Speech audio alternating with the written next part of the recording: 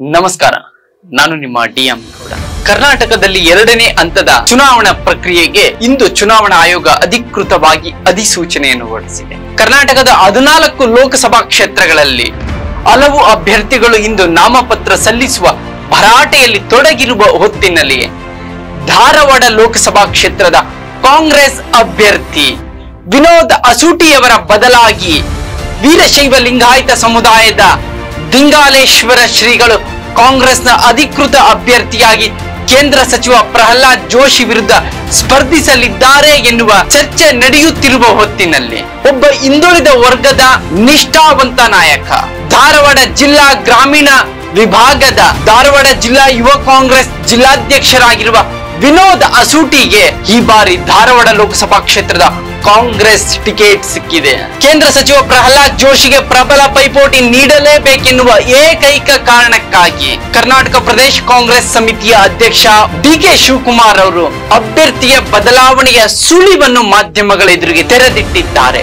ಹಾಗಾದ್ರೆ ನಿಜಕ್ಕೂ ಕೂಡ ವಿನೋದ್ ಅಸೂಟಿಗೆ ಟಿಕೆಟ್ ಕೈತಪ್ಪಿ ದಿಂಗಾಲೇಶ್ವರ ಶ್ರೀಗಳು ಹಸ್ತದ ಚಿಹ್ನೆಯ ಅಡಿಯಲ್ಲಿ ಧಾರವಾಡ ಲೋಕಸಭಾ ಕ್ಷೇತ್ರದಲ್ಲಿ ಸ್ಪರ್ಧೆ ಮಾಡ್ತಾರ? ಸತತ 4 ಬಾರಿ ಗೆದ್ದ ನಂತರ 5ನೇ ಬಾರಿಯೂ ಯಾರೂ ಕೂಡ ಧಾರವಾಡ ಲೋಕಸಭಾ ಕ್ಷೇತ್ರದಲ್ಲಿ ಗೆದ್ದಿಲ್ಲ. ಆ ಇತಿಹಾಸ 5ನೇ ಬಾರಿ ಸ್ಪರ್ಧಿಸಿರುವ ಕೇಂದ್ರ ಸಚಿವ ಪ್ರಹ್ಲಾದ್ ಜೋಶಿಗೆ ಮುಳುವಾಗುತ್ತಾ? ದಿಂಗಾಲೇಶ್ವರ ಶ್ರೀಗಳು ಕಾಂಗ್ರೆಸ್ ಚಿಹ್ನೆ ಅಡಿ ಧಾರವಾಡದ ಅಭ್ಯರ್ಥಿಯಾಗಿ ಪ್ರಹ್ಲಾದ್ ಜೋಶಿಗೆ ಮುಳುವಾಗ್ತಾರ?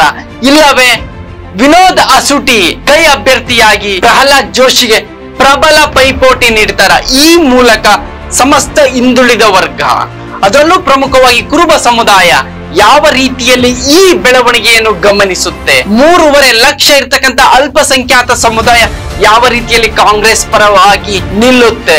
ಎಲ್ಲ ಚಿತ್ರಣಗಳ ಮೇಲೆ ಧಾರವಾಡ ಲೋಕಸಭಾ ಕ್ಷೇತ್ರದಲ್ಲಿ ಕೇಂದ್ರ ಸಚಿವ ಪ್ರಹ್ಲಾದ್ ಜೋಶಿ ಗೆಲ್ತಾರ? ಯುವ ನಾಯಕ ವಿನೋದ್ ಅಸೂಟಿ ಗೆಲ್ತಾರ?